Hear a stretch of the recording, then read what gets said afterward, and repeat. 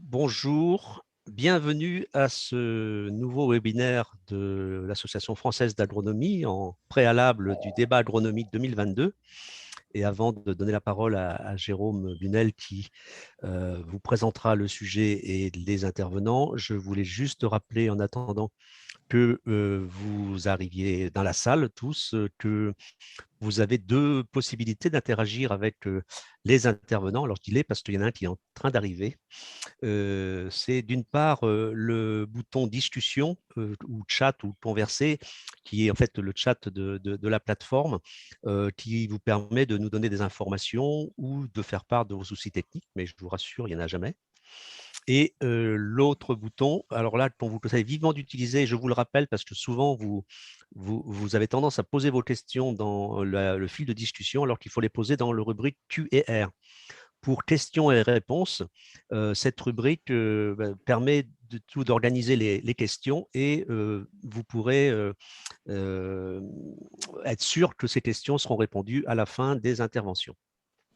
Voilà, je laisse la parole à Jérôme, pardon, qui va introduire, je dis Joël parce qu'on est content qu'il soit arrivé. Voilà, je suis revenu. Bon webinaire à tous. Bonjour à tous. Merci Philippe pour l'introduction. Du coup, je vous rappelle le cadre avant de laisser la parole à nos intervenants. Donc, on est dans le 3e webinaire préalable au débat agronomique qui aura lieu le jeudi 17 mars prochain. Je vous rappelle les constats qui amènent à ce débat et donc à ces webinaires préalables. Le constat, c'est qu'on a une disponibilité en eau qui est modifiée à travers deux grands facteurs. Le premier étant le changement climatique qui est en cours, avec des épisodes d'excès d'eau, des épisodes de sécheresse et une répartition des apports sur l'année qui est plus hétérogène. Ça, c'est le premier grand facteur qui a été identifié. Le second, c'est l'évolution des systèmes de culture, avec globalement un moindre travail du sol, une couverture végétale plus importante et des nouvelles espèces cultivées qui peuvent poser des questions dans certaines régions. Donc, à partir de ces deux drivers, on a élaboré le programme du débat agronomique 2022 qui est organisé cette année en partenariat avec l'Association française pour l'étude du sol et qui s'intitule « Au sol et changement climatique, quelles implications pour les pédologues et les agronomes ?» qui est à suivre à AgroParisTech rue Claude Bernard et qui est ouvert à tous sur inscription et en vidéoconférence le 17 mars prochain de 14h à 17h. En préalable, on a voulu éclairer certains aspects de la problématique. Notamment, on a eu deux webinaires de cadrage les 2 dernières semaines, qui étaient le premier sur moindre travail du sol, avec la comparaison de deux systèmes agriculture de conservation et labour présentés par Vincent Bustiot, c'était des résultats du projet Bagage, et une présentation des modélisations hydrologiques et des prévisions et de la finesse de prévision qu'on pouvait avoir avec une intervention d'Éric Soquet. Les deux sont disponibles en replay sur le site de l'AFA agronomie.asso.fr. Et aujourd'hui, avant le débat, avec l'intervention de nos deux coopératives qui sont Vignerons du Pays dans ses ruines avec Laetitia Carbonel, qui je vais passer la parole tout de suite, et un peu plus tard, Joël Lorjou qui interviendra pour la SCAEL. Donc, direction Marossan, avec Laetitia qui est responsable de la partie vignoble de la coopérative VPE et qui va nous présenter plusieurs aspects de cette évolution climatique et quel ressenti il peut y avoir. À toi Laetitia. Merci Jérôme. Bonjour à tous. Donc, je me présente, je m'appelle donc Laetitia Carbonel, je suis ingénieure agronome spécialisée en viticulture et en œnologie. Je suis également œnologue et depuis quelques mois, j'ai la chance de diriger le vignoble des Vignerons du Pays dans ses ruines. Donc, les Vignerons du Pays dans ses ruines, c'est une coopérative de 3290 hectares. Il y a 492 exploitations. Et il y a des démarches agro-environnementales qui sont en place. Il y a 2450 hectares qui sont certifiés en haute valeur environnementale, donc de niveau 3, et 260 hectares qui sont certifiés en agriculture biologique ou en conversion. Comme vous pourrez le voir, effectivement, c'est une structure qui est un petit parcellaire, on va dire en moyenne, puisque les exploitations font en moyenne 6 hectares, mais on a beaucoup d'exploitations qui sont inférieures à 10 hectares, ce qui fait que ça fait beaucoup de parcelles à suivre et à coordonner. Donc maintenant, l'idée, c'est de vous présenter, si ça veut bien avancer.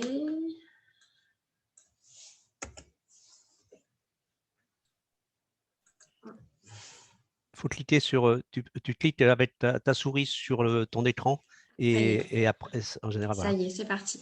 Donc, merci. donc l'objectif, c'est de vous présenter un petit peu les impacts du changement climatique et la disponibilité en eau et l'évolution de nos systèmes de culture au sein de la coopérative et puis avec les différentes expériences que j'ai pu avoir par le passé. Donc, tout d'abord, faire un constat des impacts des différents aléas climatiques qu'on a vécu ces dernières années. Voir quelles sont les adaptations qu'on conduit au vignoble, comment on s'est adapté, quelles sont nos solutions à court terme et les perspectives et démarches à long terme. Donc, depuis quelques années, comme je vous le disais, on subit des aléas climatiques quasiment maintenant systématiquement. Donc, pour mémoire, mais je pense que c'est dans l'esprit de tous les vignerons, l'année dernière, on a eu un gel le 8 avril qui a décimé quasiment la totalité du vignoble français. Tout le monde a été impacté à plus ou moins grande échelle. Donc ça, c'était assez catastrophique. L'année d'avant, on avait eu des fortes chaleurs, notamment, pour mémoire, on avait eu 46 degrés le 28 juin, donc avec des échaudages, avec des vignes qui avaient vraiment eu de grosses difficultés, des brûlures, avec des pertes de récolte forcément. Et bien évidemment, chaque année, on entend les épisodes de grêle aussi partout en France et les problématiques aussi d'inondation avec des pluies très importantes. Donc effectivement, le constat, l'idée c'était de vous mettre un petit graphique, c'est forcément, on a des pluviométries annuelles qui sont relativement en baisse. Chaque année, on constate qu'on a, alors certaines années sont plus importantes, mais c'est vrai que globalement, si on prend même sur les 10 dernières années, globalement, on a des pluviométries qui baissent. Et on voit aussi qu'on a des séquences de pluviométrie qui sont très aléatoires et très changeantes. D'une année sur l'autre, comme on peut le voir sur le graphique. En fait, donc on parle de la vigne, donc forcément, il y a un besoin en eau qui est particulier depuis le moment du débourrement en mars jusqu'à la récolte entre août et septembre.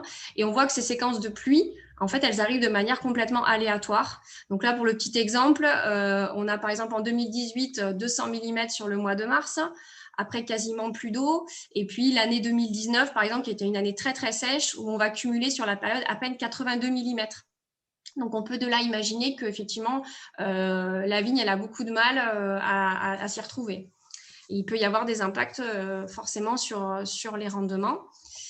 Donc, on a aussi donc, tous ces déséquilibres, en fait, elles entraînent, comme je le disais, des pertes de récolte, mais aussi une accélération du dépérissement et de la mortalité sur les vignes. Donc, je vous ai mis un petit cas que je connais bien, qui est des problématiques aussi de salinisation qui arrivent dans les sols par des remontées du biseau salé. Donc, ça, c'est pour les vignobles littoraux, que ce soit en Camargue ou là, dans le sud-ouest biterrois, dans la vallée de l'Orbe, où là, on est obligé d'inonder, de submerger les vignes pour lutter contre les remontées de sel. Et on voit que ces phénomènes, ils s'accentuent d'année en année parce que finalement, on a très peu de pluviométrie et aussi en hiver, ce qui fait que ces phénomènes de salinisation deviennent de plus en plus fréquents. Donc, comment on peut s'adapter et quelles solutions on a au vignoble? Alors, des petites solutions que j'ai vu émerger là, ces dernières années, c'est déjà la mise en place de stations météo connectées. Vous allez me dire, c'est assez simple, mais c'est bien d'avoir les données parce que pour pouvoir, en fait, en ayant des données fiables, ça nous permet quand même d'anticiper, de savoir, de collecter de la donnée et de savoir en fait où on va. Donc, ces petites stations, elles permettent, donc elles ont un pluviomètre, un anémomètre, hygromètre, l'humectation foliaire et des pyranomètres. Donc ça, c'est des petits équipements qu'on a vu émerger au sein de nos vignobles pour avoir les informations en temps réel. Ensuite, de là, on découle avec ces stations météo des outils d'aide à la décision qui permettent d'une part de fiabiliser la donnée météo, on l'accumule, on accumule de la data, et ensuite derrière, ça nous permet d'avoir des prévisions plus ou moins fiables, mais en tout cas des prévisions adaptées in situ, et ça nous permet aussi d'anticiper à minima ces phénomènes d'aléas climatiques.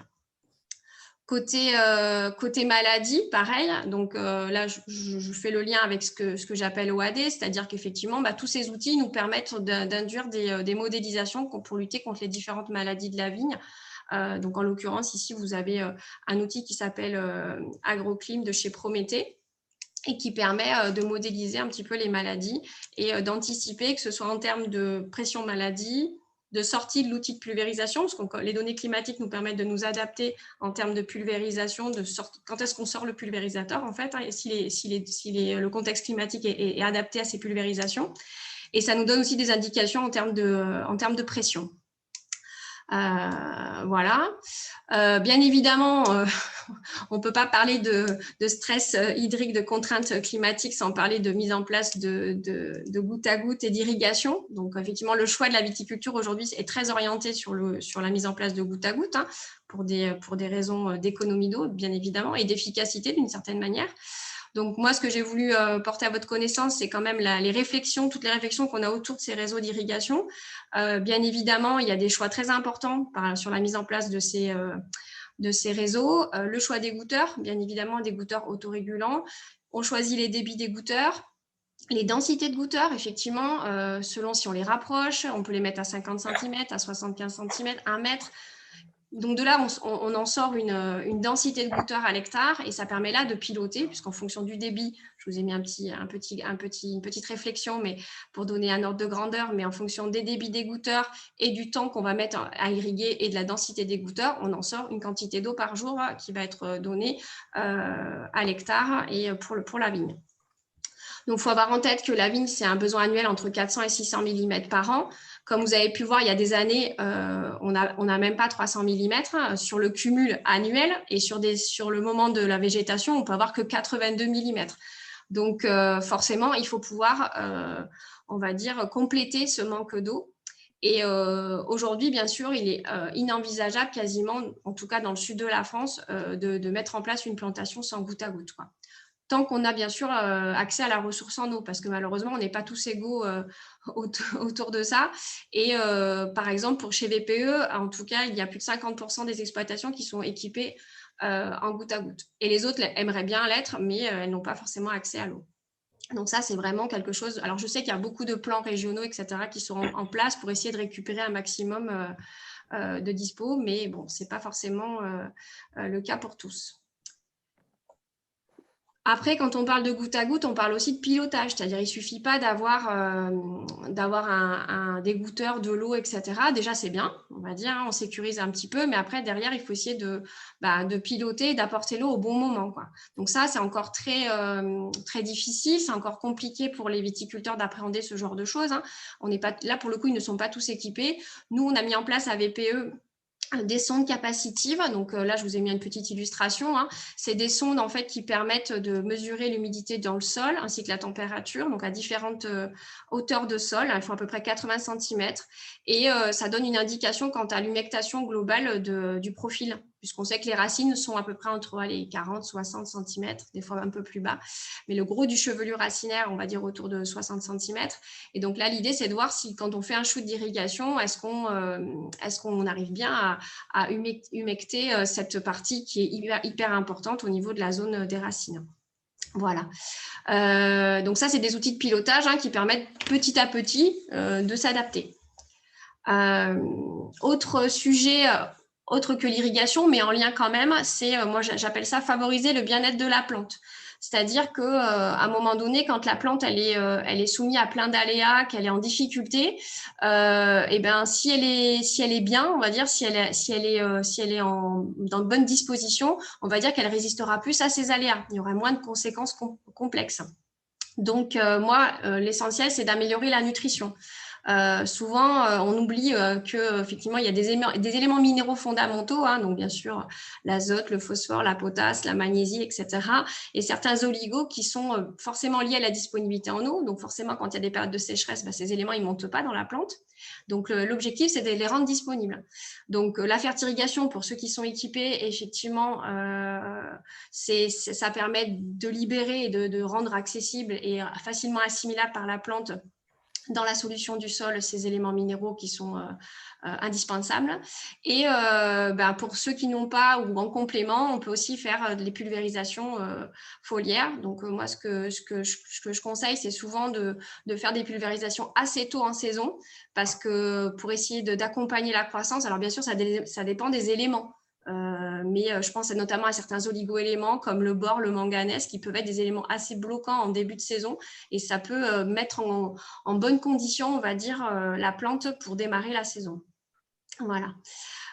Ensuite, pour pouvoir un peu piloter tout ça, moi je pense que c'est hyper intéressant de pouvoir faire des monitorings, ce qu'on fait aussi par des analyses de pétiole, donc au stade clé de la vigne, à boutons floraux séparés, à petits pois et à véraison. Et ça permet de voir un petit peu comment l'ensemble des éléments minéraux, comment la plante elle se comporte et s'il y a des manques qu'on peut éventuellement corriger.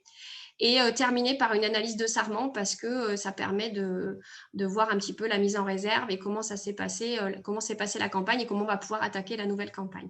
Voilà, c'est des choses un petit peu basiques, mais c'est vrai qu'à un moment donné, il faut trouver des solutions pour justement s'adapter et trouver des clés. Parce que Dame Nature n'est pas forcément tout le temps avec nous. Et voilà. Et bien sûr, je précisais aussi d'avoir un réseau de parcelles de référence, ça paraît assez évident. Mais pour pouvoir piloter à l'échelle des vignerons du Pays d'Ancérunes, c'est vrai que ce n'est pas simple, puisqu'il y a près de 3000 parcelles. Donc, il faut arriver à trouver quelque chose d'assez pertinent avec des parcelles, on va dire, représentatives qui permettent, nous, d'un petit peu piloter et de voir éventuellement s'il y a des points de blocage qui apparaissent et à ce moment-là, de sensibiliser les vignerons par rapport à ça. Toujours dans l'idée du bien-être de la plante, c'est améliorer la qualité des sols, donc la structure améliorer sa structure, donc par rapport notamment à des apports de matière organique. Ça, c'est quelque chose de très important, alors qui revient beaucoup avec les démarches qui sont environnementales ou avec la mise en place de l'agriculture biologique. On revient à des amendements, à des engrais organiques qui permettent d'augmenter les taux de matière organique dans les sols, et donc derrière, ça favorise également l'assimilation des minéraux et la structure globale du sol. Donc par des apports de compost ou d'engrais organiques divers. Autre sujet qui est vraiment d'actualité et où il y a beaucoup de demandes et de réflexions autour de ça, c'est la mise en place de couverts végétaux. Donc semés ou spontanés. Alors c'est là où il y a un grand sujet, parce que on a des couverts végétaux qu'on peut semer, d'autres qui sont spontanés. Est-ce qu'on les garde en permanent? Est-ce qu'on les détruit au printemps? Est-ce qu'on le fait tous les rangs? Est-ce qu'on le fait un rang sur deux? Donc ça, c'est un vaste sujet. J'allais dire déjà, la première chose, c'est avant de partir dans des dépenses, parce que souvent c'est quand même c'est un certain coût quand même. Faites une fausse pédologique, faites votre analyse de sol. Ça paraît bête, mais voilà, c'est un prérequis avant de dire je vais semer ça, je vais essayer de faire ça. Voilà, faites d'abord ça, ça donne déjà une très bonne idée, surtout une fosse. C'est important, comme ça on voit déjà sur un profil de sol là où on peut avoir des points de blocage. Et derrière, on peut choisir, voilà ce que je disais, quels objectifs on veut faire avec ce semis, ce couvert. Est-ce qu'on veut structurer son sol? Est-ce qu'on veut l'aérer? Est-ce qu'on veut l'amender? Donc, c'est des semis voilà, de différentes... Là, il y avait un semis de févrole, ou carrément, c'est du spontané qui va finir en mulch et qui, derrière, finalement, n'aura pas du tout de concurrence au niveau de la récolte, ou simplement, j'ai envie de structurer ou garder une bande enherbée pour pouvoir avoir de la portance.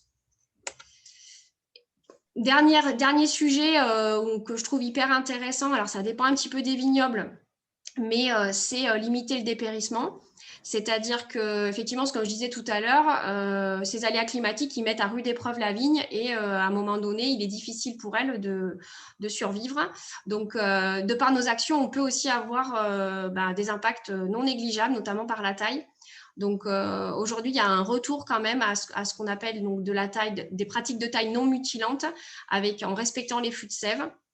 Et notamment, l'idée, c'est de créer du bois vivant, contrairement à voilà, donc de tailler plutôt en laissant ce qu'on appelle des chicots ou des onglets. Ça permet donc d'éviter les cônes de dessiccation, de créer du bois mort, parce que la taille, de toute façon, on crée toujours du bois mort. Mais l'idée, c'est de créer le moins possible en choisissant bien les coupes et en essayant d'être le moins ras possible pour éviter justement qu'on crée du dessèchement à l'intérieur de la vigne. Donc, quid de la taille rase, effectivement, ce qu'on appelle la TRP, où il y a aussi beaucoup de vignobles qui se développent autour de ça, y compris chez nous. Donc là aussi, il y a une réflexion quand même sur ces pratiques-là, où on sait que de toute façon, on accélère le vieillissement prématuré de la vigne. Et les perspectives, j'espère que je n'ai pas dépassé. Les perspectives, c'est un peu des réflexions généralistes, mais c'est vrai que par rapport à tout ce que je vous ai dit, c'est vrai que c'est prendre un peu de recul et se dire, bah voilà, quels sont les outils que j'ai à ma disposition aujourd'hui déjà de base pour bien comprendre mon sol, ma plante, pour déjà l'aider à être bien armé contre ces aléas pour lesquels on n'a pas de on n'a pas de moyens de lutte. Hein. Cependant, moi, je pense que dans le pilotage de l'irrigation, il y a encore beaucoup de choses à faire. On parle de gestion de bases de données avec toutes ces stations météo connectées. Ce qu'il faut savoir, c'est qu'on collecte énormément d'informations. Ce qu'on appelle donc des data. Hein. Et demain, j'espère bien qu'on aura des outils, je pense à de l'intelligence artificielle, etc., qui nous permettront de modéliser des comportements, modéliser les besoins, et nous permettront aussi de piloter plus finement et d'apporter à la vigne ce dont elle a besoin, que ce soit en quantité d'eau comme en éléments nutritifs. Quoi. Petit focus sur ce que fait les travaux que font l'ICV avec le modèle Terranis là, sur la contrainte hydrique, par exemple, par vue aérienne. Voilà, donc ça, c'est des petits outils qui, petit à petit, vont se mettre en place et vont permettre d'avoir des visions globales. Pour nos vignobles, comme à VPE, où on a quand même des grosses surfaces globales, ça peut être des outils intéressants où on voit quand des vignes commencent à décrocher, ça permet un petit peu d'être peut-être plus réactif. Voilà, mettre en place des outils de reporting et de supervision, je pense que c'est vraiment ça qui est important. Et arriver à avoir des outils de mesure, effectivement, d'efficacité hein, en fonction des types de sols, en fonction de plein de choses comme ça. Donc, en gros, d'affiner les stratégies d'irrigation. Hein. Et enfin, bon, je termine sur un sujet que moi, je ne maîtrise pas beaucoup et qui est peu développé chez VPE, mais c'était important quand même d'en parler. C'est vrai qu'on parle beaucoup de cépages d'amélioration vis-à-vis de la résistance au stress hydrique. On a beaucoup parlé de cépages résistants vis-à-vis des maladies. Hein. Ça, c'est en train de se démocratiser et ça avance. Aujourd'hui, concernant le réchauffement et le stress hydrique, bon, on essaye de réfléchir autour de cépages d'ailleurs. Hein. Donc, on parle de cépages grecs, portugais.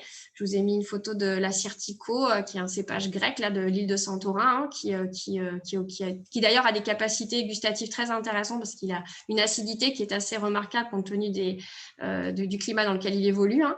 Mais moi, le gros point d'interrogation que j'aurais, c'est quid de l'intégration de ces cépages, de ces nouveaux cépages dans les cahiers des charges, parce qu'effectivement, c'est du travail sur du long terme. Comment ils s'intègrent dans les cahiers des charges des indications géographiques protégées, dans les cahiers des charges des AOC, et l'impact que ces nouveaux cépages pourront avoir sur la qualité des vins et ce qu'on a envie d'en faire dans le futur. Voilà, mais écoutez, je vous remercie de votre attention. Merci beaucoup Laetitia pour cet éclairage.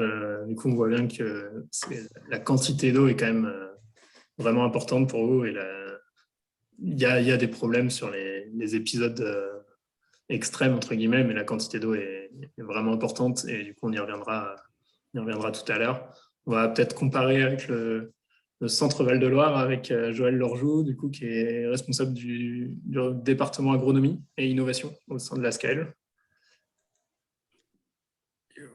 Joël, je vous laisse vous représenter rapidement si vous voulez. Oui, donc Joël Lorjou. Je te laisse passer les diapos. Oui, pas de souci. Ok.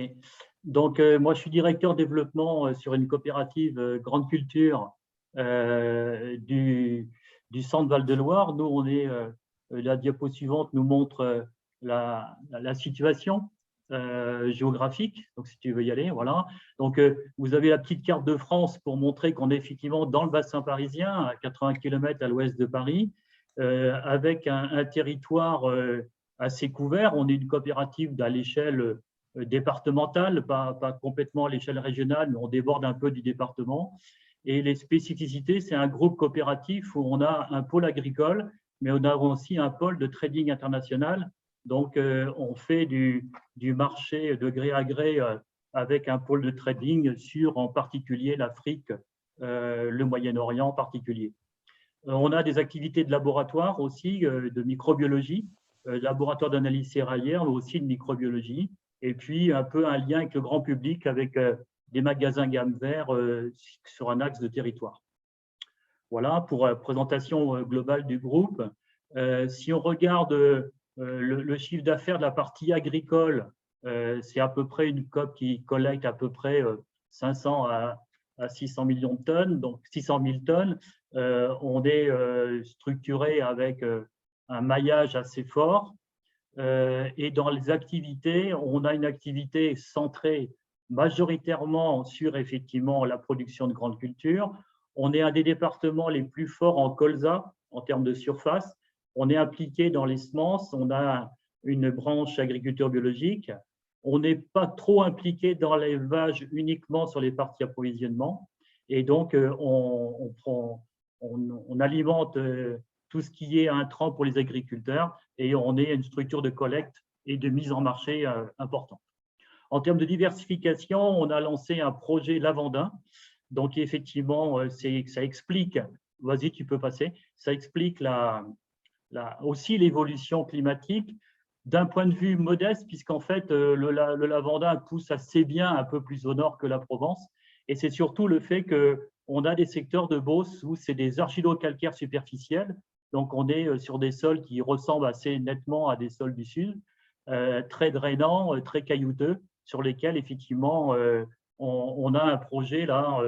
On a investi sur la création d'une distillerie avec un partenariat avec un acteur économique sur les huiles essentielles. Donc ça, c'est un exemple effectivement des modes de diversification avec un enjeu au sol très important, puisque dans l'argumentation, c'est le fait de limiter l'irrigation, limiter l'azote, limiter les intrants sur une production qui aujourd'hui va atteindre 500 hectares. Alors, en termes de milieu, c'est très marqué. On a des limons drainés sur lesquels la problématique, ça peut être des excès d'eau, mais la quasiment totalité des communes sont quasiment drainées sur la partie ouest. Une partie sud, qui est la Beauce sur argilo-calcaire et limon-argileux, qui portait sur la nappe de Beauce, donc qui a des capacités d'irrigation fortes. Mais là, c'est là qu'il va y avoir un gros enjeu, c'est est-ce que l'eau disponible pour l'agriculture aujourd'hui le sera toujours autant demain? Et ça, c'est un enjeu extrêmement important dans nos réflexions. En continuant, si on regarde quelques données météo, là, je vous ai pris quelques données qu'on a sur les sources Oracle. Pour info, Oracle, c'est qui existe quasiment dans toutes les régions et c'est plutôt pas mal fait. Il y a des analyses statistiques depuis que les météos existent. Et là, je vous ai repris un graphe sur l'ETP qui montre qu'effectivement, depuis 59, on a quasiment pas loin de 75 mm d'ETP en plus. Donc, ce n'est pas de l'ETR, hein, c'est bien de l'ETP, mais ça donne un peu une tendance où globalement, on a à peu près 20 mm tous les 10 ans d'évaporation potentielle en plus. Ça veut dire qu'effectivement, les cultures vont évaporer plus à un moment ou à un autre. En regardant plus dans le détail, en continuant, on voit qu'effectivement, si on regarde la notion de bilan hydrique, eh bien, on voit que ce n'est pas tellement en hiver que ça pose problème, ni trop au printemps, mais les courbes de régression sont beaucoup plus nettes sur l'automne et l'été. Alors, ça va nous impacter de façon significative, ça, sur tout ce qui va être les cultures estivales non irriguées. Et malgré qu'on ait un département normalement à tendance océanique, hein, initialement, on dit que l'Eure-et-Loire, c'était 40 mm à 50 mm de pluie tous les mois, ben, ce n'est plus vrai, quoi. C'est-à-dire qu'on va vers une tendance un peu plus continentale, voire presque méditerranéenne à des moments donnés, puisqu'on a une zone de production blé dur, hein, et dans les zones de production blé dur, on est à 400 mm par an, pas beaucoup plus. Donc ça, c'est un point important. On va le regarder un peu plus en détail. Je peux continuer. Et voir qu'effectivement, sur les conséquences de tout ça, bah, c'est qu'effectivement, on a des stress de plus en plus marqués. Et on voit que dans la courbe d'évolution, là, vous avez une courbe assez belle depuis 1930. On voit que la génétique, l'évolution de l'agriculture faisait progresser régulièrement la production de blé chez nous. Et on arrive depuis à peu près une douzaine d'années, presque une quinzaine d'années, à non seulement une stagnation de la progression de rendement, mais en même temps plutôt un début de tendance de baisse. Alors cette pente, ce qui est très marqué, c'est qu'elle devient très accentuée sur des années comme 2016, hein, sur lesquelles on a perdu de très grosses productions. On a perdu pas loin de 40-50% en blé et on a perdu jusqu'à 75% de la production en blé dur pour des raisons extrêmement différentes, hein, puisqu'il y a eu des sécheresses et puis je vais vous faire quelques zooms tout à l'heure. Donc ça, c'est un point important à voir et on pense que dans nos essais en en conditions contrôlées, on voit une poursuite de la progression de la génétique, mais on a demandé à la génétique de résoudre pas mal d'autres problèmes. Et une des difficultés que la génétique n'arrive pas à résoudre, c'est les stress à des moments critiques, quoi. En particulier des stress hydriques. On a beaucoup progressé sur les résistances maladies, on a progressé sur l'averse, et on voit qu'aujourd'hui, si on regarde la graphe d'après, c'est le graphe de réserve en eau. Puisqu'en fait, je vous ai expliqué qu'il y avait un tiers du département qui est quasiment irrigué. On a des communes, la caractéristique de la zone, c'est qu'effectivement, la SAU par rapport au territoire est très important. On a un département d'Eure-et-Loir, il y a peu de forêts, il n'y a pas de landes, il y a très peu de zones de dilution. La grosse partie, il y a des communes où quasiment 100% de la surface communale est de la SAU utilisable. Et donc, en Beauce, vous pouvez très bien avoir quelques communes qui sont à 100% irrigables.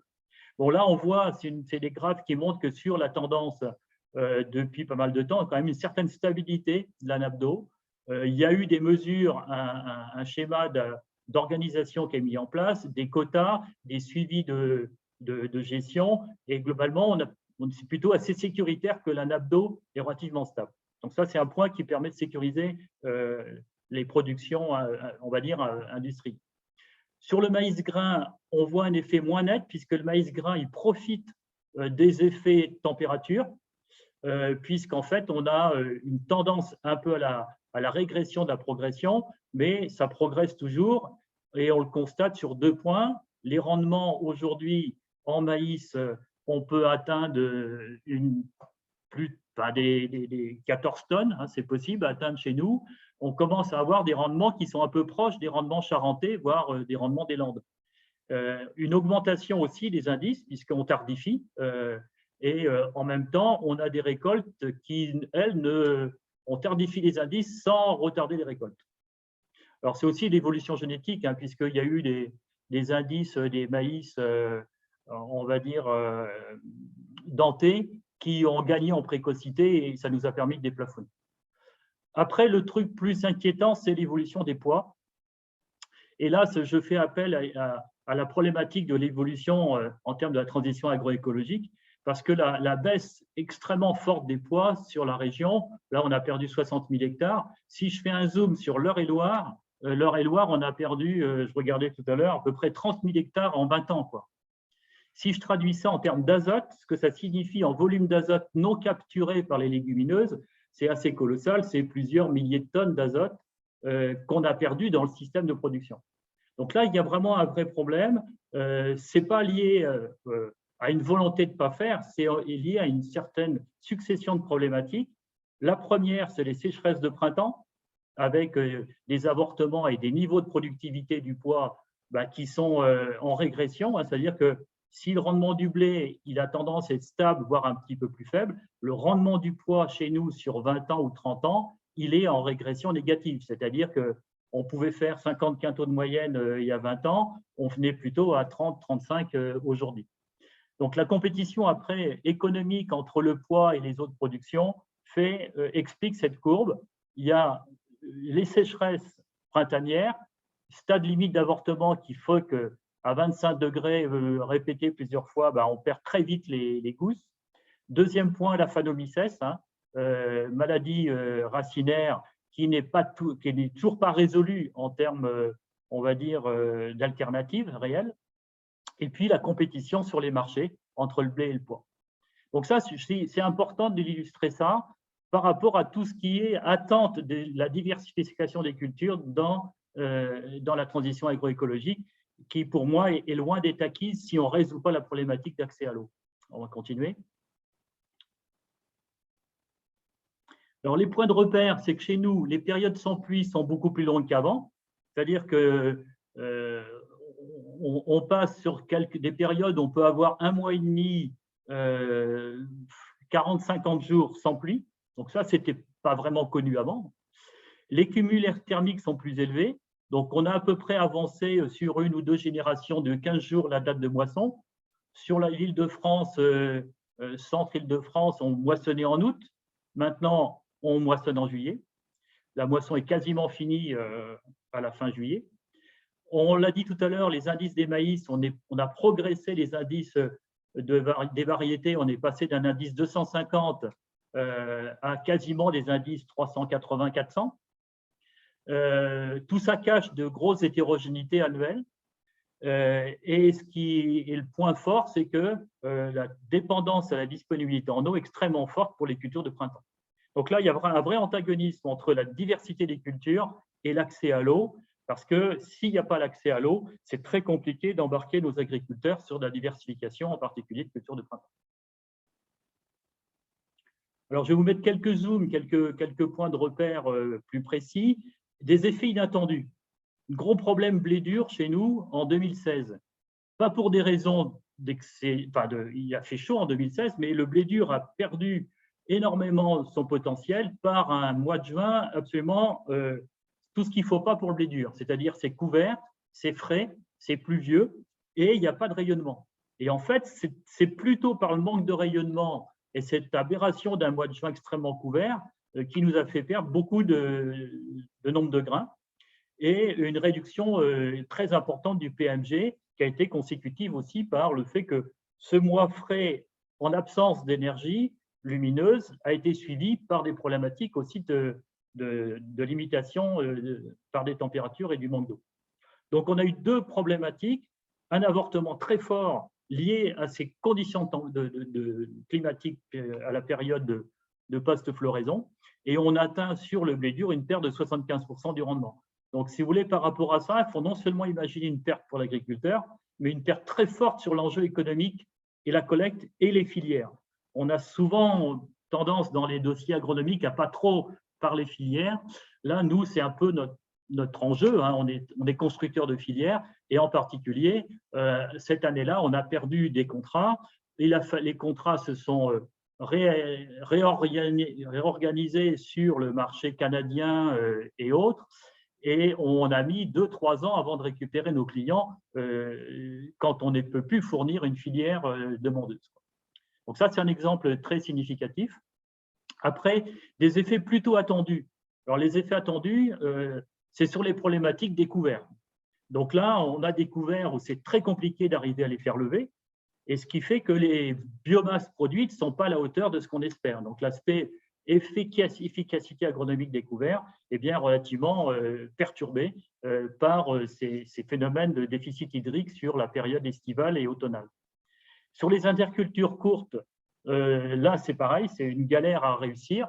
Interculture courte, c'est une interculture entre un blé et un blé, quoi, ou entre une orge et un blé. Donc, il faut que l'interculture va durer 1 mois et demi, 2 mois. Si on veut récupérer le maximum d'azote, puisqu'on est sur une problématique aussi d'enjeu sur l'azote avec pas mal de bassins versants à problème, c'est très compliqué d'y arriver. Et puis, par exemple, on a un projet de construire une filière en double récolte. Le fait, par exemple, de pouvoir semer de la caméline après une légumineuse ou après une culture qui se récolte précocement, eh bien, on a du mal. Hein, ça fait 2 ans qu'on lance le projet. Mais par exemple, entre les hectares semés et les hectares récoltés, je passe à 33% d'hectares récoltés par rapport à ce qui a été vraiment semé, quoi. Donc, ça veut dire que la capacité à réussir la culture, elle est en train de se dégrader. On a la même chose pour les réussites d'élevés de colza. Par rapport à l'historique, on a les échecs d'implantation de culture de plus en plus récurrentes. Alors, pour les colzas, pour la petite histoire, une culture de colza qui démarre lentement, derrière, il y a des problèmes d'altise, il y a des problèmes, etc., qui se développent, qui complexifient encore plus la tenue de la culture. Alors, on va continuer, et puis je voulais vous parler effectivement, par rapport à tout ça, l'enjeu, c'est de réussir l'implantation. Et non seulement l'implantation, mais la levée et la conduite de la culture. Alors, est-ce qu'on peut, puisqu'on est sur la thématique du sol, on a dit que le sol permet une certaine résilience par rapport à tout ça. C'est vrai, mais il y a des limites. Les limites qu'on a pu voir, nous, c'est quand même, on a vers une augmentation de plus en plus importante des débits de chantier. Donc, quand vous avez des moisse-battes qui sont à 9 mètres ou à plus que ça en largeur, elles sont plus lourdes. Les remorques qui vont au champ, c'est du double pont, c'est des triple ponts. on a effectivement quand même un poids des engins de plus en plus fort, qui ne sont pas, à mon avis, compensés par les améliorations technologiques, les pneus basse pression, les reports de charge, tout ça. Ça évolue, mais on a quand même un grand problème de compaction généralisée, je pense. Sur des horizons mal maîtrisés, qui sont les horizons, je pense, à peu près 30-70, et qui ne sont pas bien connus, qui ne sont pas si faciles que ça à mettre en évidence pour les agriculteurs. Après, on a les problématiques de semelles de labour, ça c'est bien connu. Je vous ai mis aussi une comparaison entre labour et techniques simplifiées. Aujourd'hui, sur un historique, il y a 50 ans où tout était labouré, on a un fort développement des TCS, on a un développement moindre des semi-directs chez nous. À cause des cultures industrielles, hein, c'est compliqué de gérer des pommes de terre, des betteraves en semi-direct, en particulier. Donc là, on a effectivement des choses importantes sur la problématique non seulement de l'aspect de labour bien connu en labour, mais aussi des compactions de raisons sous-jacents qui sont effectivement quand même observées. Ce n'est pas parce que le gars il est en semi-direct, qu'il est en TCS, que tout est parfait en dessous. Et là-dessus, il y a souvent une surestimation de la réalité. Donc, on a effectivement à prendre en compte l'ensemble des points qui sont mis sur ce dossier, l'activité biologique, les problématiques de gestion des couverts et la notion de continuité de la porosité qui n'est pas toujours acquise dans nos systèmes. Et puis, je vous ai illustré après une petite vision locale. Hein, c'est une approche un peu à dire d'expert dans notre vécu à nous. C'est la problématique, comment ça se passe entre un labour, une technique simplifiée et un SMI direct dans la façon dont le sol gère les parties d'excès d'eau ou les parties portantes. Donc, le point qui est le plus net, c'est qu'effectivement, tout le monde est à peu près d'accord en disant qu'en portance, les SMI directs améliorent, ça c'est clair. Par contre, sur la notion de résistance à la sécheresse, on ne voit pas forcément de choses aussi subjugantes que dans la littérature, pour plusieurs raisons. C'est-à-dire qu'on a des systèmes de compaction en speed direct et en technique simplifiée, et on a, en termes de comportement et d'exigence de la plante dessus, une tendance positive, mais je dirais pas que.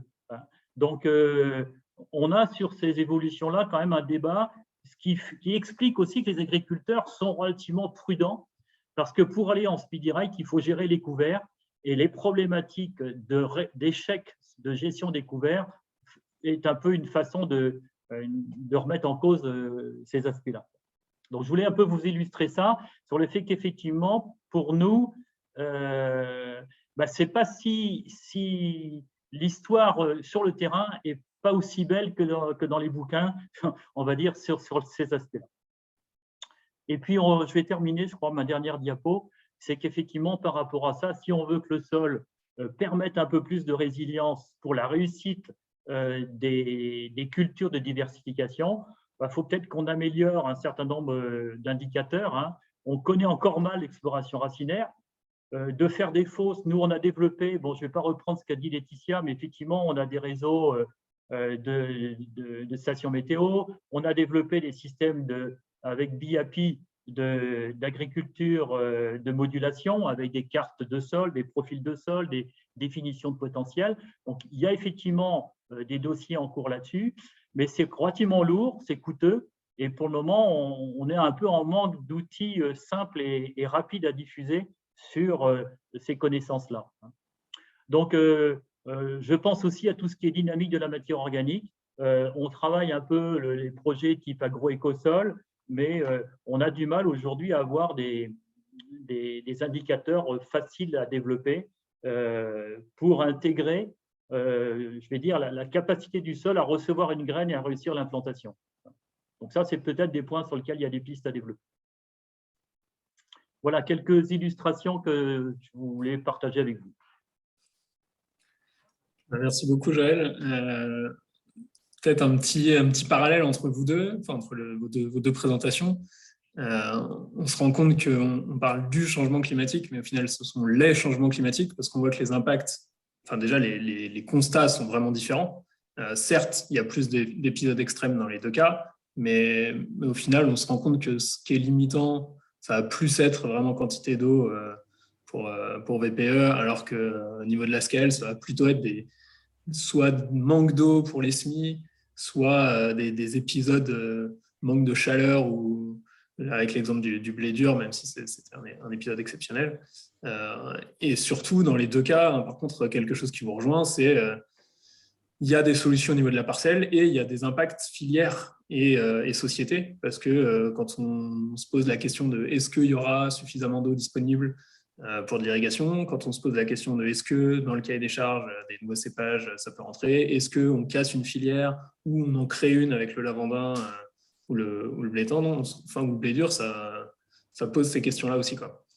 Donc merci pour ces petits parallèles. Il y a quelques questions dans le chat. Il y en a une un peu marrante de François Brel sur après le lavandin, une diversification par la vigne est-elle envisagée? Pas tout de suite, j'imagine, même s'il y a de plus en plus de cultures. Je suis désolé, Laetitia, mais si, j'ai déjà des agriculteurs chez nous qui ont planté depuis 3 ans des vignes sur le pourtour parisien, puisqu'il y a un marché de proximité qui peut se développer sur l'attractivité de Paris, et il y a déjà des choses en place. Il faut quand même savoir que les bassins de la production de vignes sur les bassins du Loir, il y avait, par chez moi, il y avait 200 hectares de vignes sur les coteaux du Loir dans les débuts de 1920, 1930. Quoi. Donc, c'est le retour de la vigne. Elle a déjà été là, mais on peut imaginer une vigne de meilleure qualité, peut-être. Ça marche.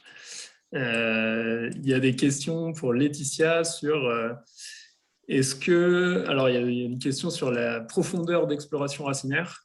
Avec des vignes qui exploreraient jusqu'à 30 mètres de profondeur. Bon, il faut voir, ou alors c'est la longueur de racine des vignes qui pourrait faire 30 mètres. Est-ce qu'à ce niveau-là,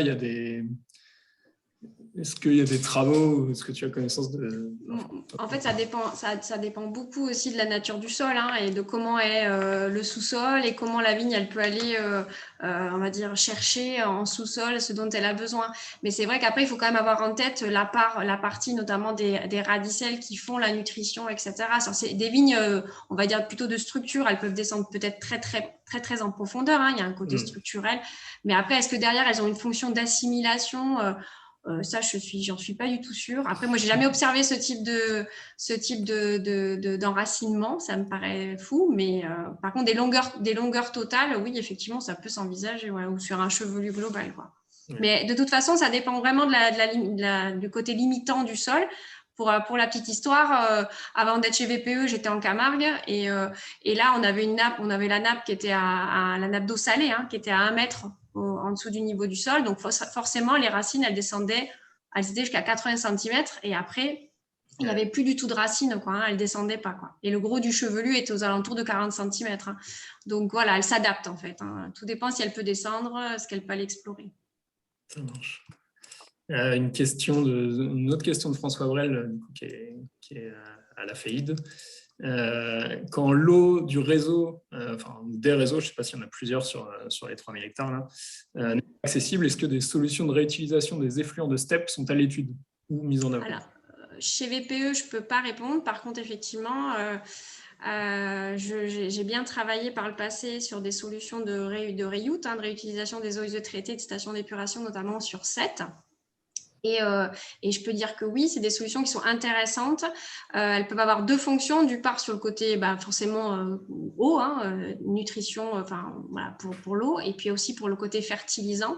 Donc, il y a une très belle réalisation qui a été faite notamment à Gruissant, l'unité de pêche rouge, sur le projet IRIALTO qui avait été fait avec l'INRA, qui a mis en évidence la possibilité de réutiliser les eaux et qui a permis de qualifier le type d'eau au niveau sanitaire, parce que la difficulté de ce genre de projet, c'est vraiment, il faut avoir un arrêté d'autorisation au niveau préfectoral.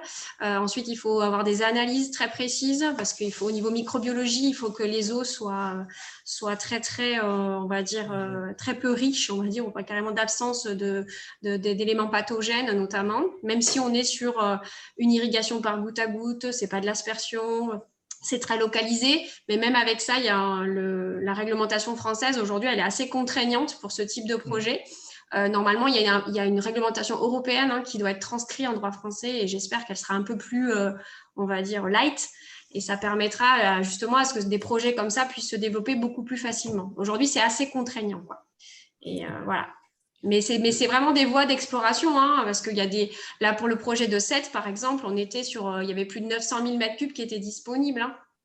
Donc, et qui étaient rejetés au milieu naturel. Donc, c'est vrai que c'est tout un projet au niveau recyclage des eaux. Donc, c'est des eaux qui sont déjà traitées, hein. Donc, pour le coup, ça peut être une vraie aubaine pour des vignobles qui n'ont pas du tout accès à l'eau, quoi. Ouais. Ça marche. J'en ai une dernière avant de passer la parole à Antoine Messan, qui est président de l'AFA. Il y a Christine qui demande, est-ce qu'au-delà de l'optimisation de la gestion des systèmes viticoles existants, on a des exemples de viticulteurs qui pensent ou testent la transformation de leur système viticole? Par exemple, cultiver des espèces en même temps que la vigne, mettre plus d'ombrage au niveau des vignes, alors que ce soit de l'ombrage naturel avec des haies ou d'autres arbres, ou même de l'agrivoltaïsme, qui est évoqué dans la question.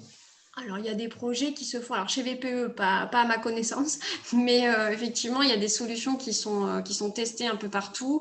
Moi, ce que je peux dire, c'est sur le site notamment de l'IFV, il y a des très belles ressources là-dessus. Si vraiment ça intéresse notre interlocutrice, elle peut aller voir sur le site de l'IFV, Institut français de la vigne et du vin, où il y a eu un webinaire il n'y a pas très longtemps justement sur l'adaptation au changement climatique. Et notamment, il y avait de mémoire, il y avait des essais sur des maillages en fait, hein, pour protéger les raisins, les feuilles des coups de chaud, enfin trop de chaleur, trop d'exposition aussi, et avec des résultats qui étaient assez intéressants au niveau rendement. Il n'y avait pas de perte de rendement, il y avait moins d'échauffement de la végétation, donc moins de transpiration. Et il y avait un décalage, par contre, de la date de récolte. Donc ça, c'est des choses qu'il faut penser aussi. Mais voilà, et puis il y a des projets avec effectivement de l'agrivoltaïsme, etc. Moi, j'ai pas vu de mes yeux ce genre de projet, mais effectivement, on parle aussi beaucoup d'agriculture de conservation, de comment arriver à... Mais là, c'est plus au niveau maladie aussi, hein, de se dire finalement, on met d'autres espèces, on travaille différemment. Et peut-être qu'on va réussir à créer ce que je parlais de bien-être tout à l'heure. C'est un peu ça, hein, c'est de mettre la vigne dans de bonnes conditions pour qu'elle puisse résister aux différentes contraintes. Ça marche. C'est vrai qu'après, ça pose d'autres questions sur l'investissement, l'accès. Si on a le matériel, parce qu'on parlait tout à l'heure des semis, etc. Mais derrière, il faut avoir quand même un matériel assez adapté. Le succès, on parlait des semis, etc. Des couverts, souvent, c'est des succès qui sont vraiment très, très modestes. Ouais. Et donc, pour le coup, avec beaucoup d'investissement et finalement, pas beaucoup de retour. C'est aussi un des constats sur vos deux exemples, c'est qu'il y a plein de pistes. C'est pas stabilisé et du coup il y a encore pas mal de travail au niveau agronomique pour réussir à essayer de caler des choses. Antoine, tu voulais poser des questions? Oui, bonjour et merci pour les deux exposés. Je pense que ça illustre l'urgence. On a souvent tendance à dire qu'il faut travailler sur l'adaptation au changement climatique, mais vous démontrez que ce n'est pas demain, c'est aujourd'hui ou même hier. Et voilà. Et en fait, j'ai une question plutôt sur le court terme, parce qu'aujourd'hui, quelles sont les solutions? Parce la recherche à laquelle j'appartiens essaye souvent de travailler sur des solutions pour le moyen terme. Alors, j'aurais deux questions spécifiques, une question pour tous les deux. Alors, une question, Laetitia, sur la question des couverts, dont vous avez dit, c'est testé, c'est mis en place partout. Comment ça interagit avec justement le pilotage de l'alimentation en eau, notamment le goutte à goutte? Est-ce que vous avez des références là-dessus sur finalement, est-ce que ça va faire plus de demandes, moins de demandes? Enfin bon, est-ce que vous avez des choses à dire là-dessus? Oui. Je pose la question, comme ça vous répondrez tous les deux, parce qu'il y a une question transversale. Joël, alors je vois bien, je suis très intéressé par ce que tu dis sur la diversité et qui montre que ce n'est pas si simple que ça. On dit souvent que la diversification va être une solution par rapport à l'adaptation climatique, mais il y a de nombreux témoignages qui finalement concluent que c'est peut-être trop tard parce qu'en fait, on n'arrive pas concrètement à mettre en place ces espèces de diversification. Je crois que tu l'as bien démontré. Alors quand même, du point de vue technique, je veux savoir s'il y a d'autres solutions que que vous avez regardé, que tu as regardé, notamment, je ne sais pas, pour sécuriser des implantations de couverts, des semis sous couverts, ou des semis, oui, des semis sous couverts au sens large, ou d'autres espèces, on a parlé. Puis la question pour tous les deux, parce qu'on a parlé un peu de la vigne, du retour de la vigne, dans le centre.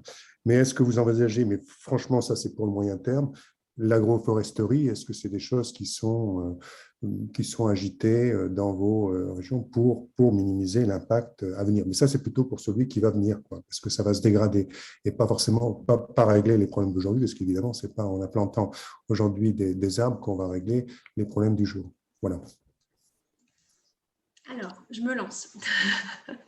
sur les couverts végétaux, alors moi, j'ai un peu d'expérience sur l'implantation de couverts végétaux en sol sableux, hein, parce que c'est vrai que dans mon ancienne vie en Camargue, j'avais fait des essais et c'est vrai qu'on avait toujours eu des réticences à mettre en place des couverts. Alors, bon, il y avait une pratique qui était historique, c'était de semer des céréales l'hiver pour couvrir le sol, pour éviter l'érosion éolienne. Donc, on mettait des céréales et puis on s'est posé la question de la destruction. Donc, forcément, il y avait une destruction en avril parce qu'on pensait toujours contrainte hydrique. On ne voulait pas que ce soit concurrentiel pour la végétation. Et l'année dernière, on avait mis en place notamment des essais justement avec différents couverts. Et celui qui avait le mieux fonctionné finalement, avec mesure de potentiel hydrique à l'appui, pour vraiment mesurer cette contrainte, c'était l'enherbement spontané. Finalement, on avait un enherbement spontané qui avait plus ou moins émergé, ou moins, en tout cas, c'était les céréales qui avaient plus ou moins séché. Et en fait, de toute façon, elles finissaient leur vie, donc elles séchaient, ça faisait une sorte de paillage. Il n'y avait plus de concurrence au moment de juin-juillet. Finalement, ce semis, il avait complètement séché, en fait. C'était quelque chose d'un peu, un paillage, un mulch, quoi. Et alors certes, visuellement, ça fait sale. On n'a pas l'impression que ça a été travaillé. Enfin, c'est pas travaillé, donc on a laissé ça en l'état. C'est pas très beau. Mais par contre, en termes de, alors bien sûr, la vigne était irriguée. Donc, on va dire que il y avait, été irriguée, mais de manière normale. Enfin, il n'y avait pas plus, pas moins. C'était un protocole standard, quoi. Et on n'a pas remarqué de contraintes supplémentaires avec ce semis parce que naturellement, il a séché. Donc, ça me fait penser à bien réfléchir en fait au type de semis. C'est ce que je disais tout à l'heure, c'est-à-dire quelle espèce on choisit, parce que sur le papier, il y a des espèces qui sont intéressantes, mais finalement qui ne sont pas forcément adaptées au sol. Et finalement, on va avoir des loupés dans les mises en place de couverts, parce qu'on va investir très cher dans ces couverts-là. Finalement, ils ne sont pas du tout adaptés. Je pense à des trèfles, des choses comme ça, des trèfles souterrains qui mettent du temps à se mettre en place. Sur le papier, ils sont super, ils peuvent restituer de l'azote. Enfin, ils ont une super... a priori, sur le papier, ils sont super. Et puis finalement, dans la mise en œuvre, c'est très compliqué. Donc, je pense effectivement qu'il faut relativiser. Il n'y a pas forcément... Ça, tout dépend un petit peu du type d'espèce. Et moi, j'aurais tendance à penser aussi qu'il faut peut-être se rapprocher des espèces qui sont endémiques, entre guillemets, à l'exploitation. C'est-à-dire, si déjà on observe des choses spontanées qui se mettent en place. Alors, je ne parle pas d'espèces hyper concurrentielles ou très nuisibles comme les rigérons, les kénopodes, des choses qui sont vraiment handicapantes pour ensuite la récolte, etc., qui peuvent avoir des conséquences sur la qualité du raisin.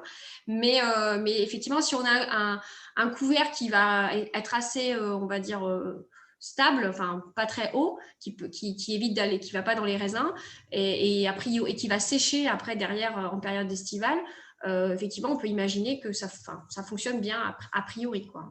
Donc, voilà. Et il y avait une autre question. Non, c'est ça. Après, je laisse la parole à Joël. Oui, non, je dirais, en écho à ça, moi, ça m'intéresse d'avancer aussi sur les couverts des interrants de lavande, puisqu'on est sur des lavandes à 2 mètres d'écart. Et aujourd'hui, tout se fait en binage essentiellement. Et c'est très consommateur quand même de binage, de passage. Et je sais que dans le sud, ils travaillent déjà un peu ça aussi. Et c'est assez compliqué de trouver un couvert qui va effectivement contrôler chez nous les problématiques de graminées, parce qu'on est plutôt dans le pays des graminées, nous, des raies gras, des trucs comme ça. Et quel couvert va être compétitif et ne va pas pomper l'eau que la lavande a quand même besoin. Ça peut vous paraître bizarre, mais la lavande répond à l'irrigation. Donc, une lavande qui peine en eau, elle produit moins qu'une autre. C'est comme toute plante. Donc, c'est effectivement des pistes, moi, qui m'intéressent, qu'on va commencer à travailler à partir de maintenant. Et puis après, pour répondre à la question sur la diversification des cultures et l'antagonisme entre les besoins en eau, c'est vrai qu'aujourd'hui, on a des agences de l'eau qui sont plutôt réticentes à augmenter soit les réservoirs d'eau hivernaux, soit les pompages dans des nappes existantes. Donc, et en même temps, l'enjeu de la diversification passe effectivement par ça. Dans les alternatives sur les semis sous couvert, c'est pareil, on a un peu un échec de… Voilà, on a une réussite d'abord, je vais quand même parler de la réussite, c'est les colzas légumineuses. Donc, implanter une colza plus une légumineuse, ça marche. On l'a démontré depuis 10 ans. Il y a encore des freins. Pourquoi tout le monde ne le fait pas? Il y a encore des freins d'organisation, de moments de semis, d'équipement. Donc ça, j'espère que le machiniste va nous résoudre un peu ces freins-là. Donc ça, on a une bonne réussite, association colza, févrole, avec des couverts mixtes pour effectivement améliorer un certain nombre de choses sur le rendement du colza, la perturbation des ravageurs automne. Il y a des choses intéressantes qui se font. Après, sur le blé sous couvert, c'est plus compliqué et la problématique glyphosate rentre en direct sur cette problématique de gestion des plantes sous couvert parce que c'est très compliqué à gérer de limiter une production sans usage d'un produit glyphosate ou équivalent glyphosate. Donc, ce qui fait qu'aujourd'hui, ça balbutie encore sur cet aspect-là. Ça marche. Un grand merci en tout cas, Joël et Laetitia, pour vos témoignages. On voit que la réalité est beaucoup plus contrastée que ce qu'on peut lire de façon assez… effectivement, ça fonctionne tout le temps. Il y a des vrais avantages. Certes, il y a des vrais avantages, mais il y a aussi des difficultés qui vont avec. C'est toute la beauté et la difficulté de notre exercice. En tout cas, je vous remercie grandement. Je vous souhaite une belle journée. Je vous rappelle de vous inscrire éventuellement pour le débat du 17 mars et du coup qui est à Paris de 14h à 17h ou en vidéo. Un grand merci à vous deux et une belle journée. Merci. Au revoir. Bonne journée à tous. Au revoir.